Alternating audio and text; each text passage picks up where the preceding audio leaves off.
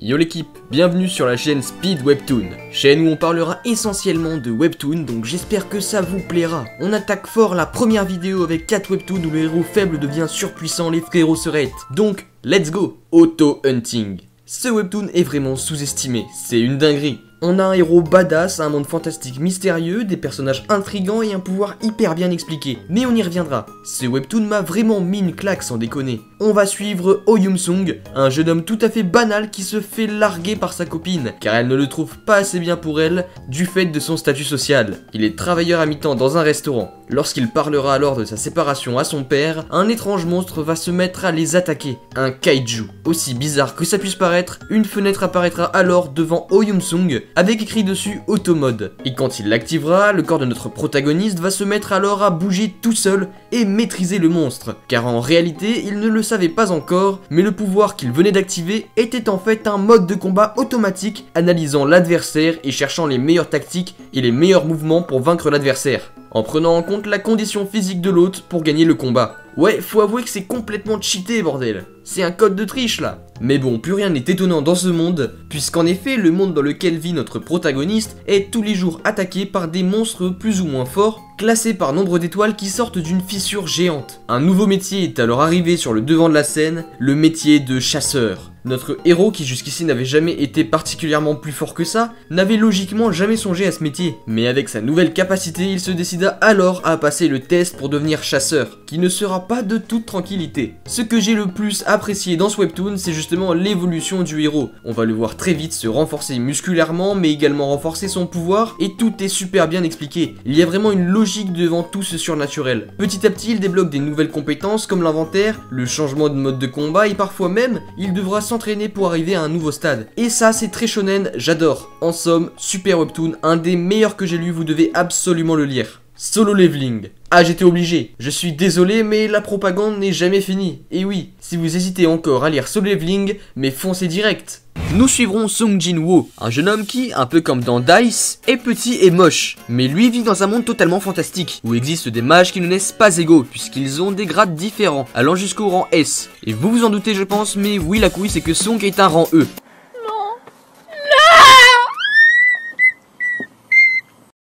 Soit la pire classe possible. Ces mages doivent alors explorer de mystérieux donjons qui apparaissent n'importe où dans le monde, et également des niveaux de difficulté différents. Mais le monde de Sung bascule lorsqu'un jour, alors qu'il pensait faire un donjon bas classé comme d'habitude, il s'avère être en réalité un donjon de rang S, et abrite un démon très mystérieux. Alors que beaucoup de ses camarades meurent et d'autres s'enfuient, Sung se retrouve seul face à ce démon et perd connaissance. Mais lorsqu'il se réveille, Sung est par miracle encore en vie, et mieux que cela, il reçoit maintenant des quêtes un peu comme dans Dice qui lui donneront en récompense la possibilité de changer de rang pour devenir plus fort. Nous verrons donc évoluer Sung de ça en ça au fil du temps. Ouais, l'Among Us c'est plus qu'une chirurgie, c'est plus le même gars en fait. Il peut en plus continuellement progresser sans jamais avoir de limite, ce qui fait de lui le mage avec le plus de potentiel de son monde. Skeleton Soldier. Alors ce webtoon est très particulier, que ce soit de par l'ambiance instaurée ou même du personnage principal, vu que comme c'est écrit dans le titre, c'est un squelette. On suivra donc ce squelette qui n'a pas su protéger sa maîtresse nécromancienne à cause de sa faiblesse, qui va se retrouver à sa mort, ressuscité 20 ans en arrière au moment où il a été ramené à la vie par une nécromancienne. Le squelette, qui s'en veut de ne pas avoir pu protéger sa maîtresse, se promet alors de protéger Rubia, qui vient de le ressusciter, mais à peine réveillée, celle-ci se fait également tuer et le squelette est emporté dans la mort avec elle.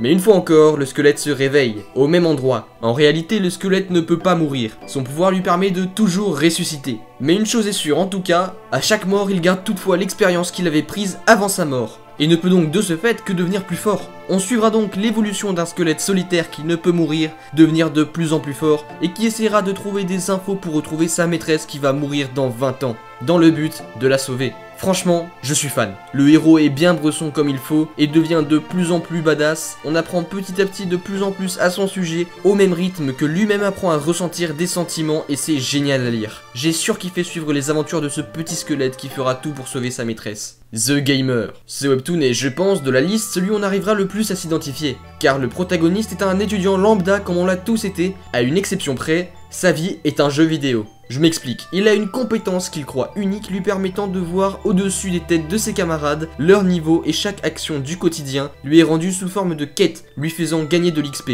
qu'il pourra convertir en points de force ou endurance, etc. Assez pratique, moi aussi j'aimerais bien gagner de l'XP en faisant de la vaisselle. Si on peut rentabiliser un peu, c'est pas de refus. On suivra donc notre héros qui découvre petit à petit son pouvoir et son mystère ainsi que le véritable monde qui l'entoure. Un jour, il sera pris dans une dimension artificielle avec deux personnes de niveau très élevé en train de se combattre. Il comprendra alors qu'il n'est pas le seul dans son cas et que cela allait l'amener à vivre d'autres situations comme celle-ci. Apprenant de plus en plus sur son pouvoir, nous suivrons son évolution qui, à l'inverse des autres webtoons, ne sera pas aussi rapide, mais enfin, je vous laisse découvrir en lisant ce webtoon qui est franchement génial. Même s'il y a quelques éléments qui m'ont un peu titillé, comme le fait que les personnages secondaires soient un peu vides, ou la présence d'un harem, même s'il n'est pas franchement gênant en réalité. Mais en tout cas, il est culte, et franchement je comprends pourquoi, parce que plus on avance dans la lecture, plus ça défonce le bail. Bref, voilà, c'est la fin de cette première vidéo sur la chaîne Speed Webtoon. Merci à tous d'être venus, on est déjà presque 400, vous êtes des oufs. Merci 1000 fois, j'espère être à la hauteur. En tout cas, sur cette chaîne sortira des contenus plus courts mais plus intenses, où je pourrai vous parler de masse webtoon que je lis à l'instant T, semaine après semaine, car ouais, il y aura une vidéo par semaine,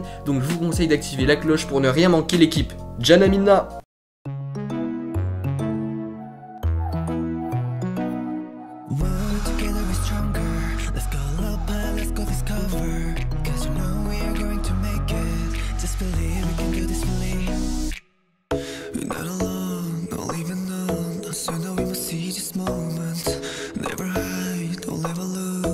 Every time you're right on target.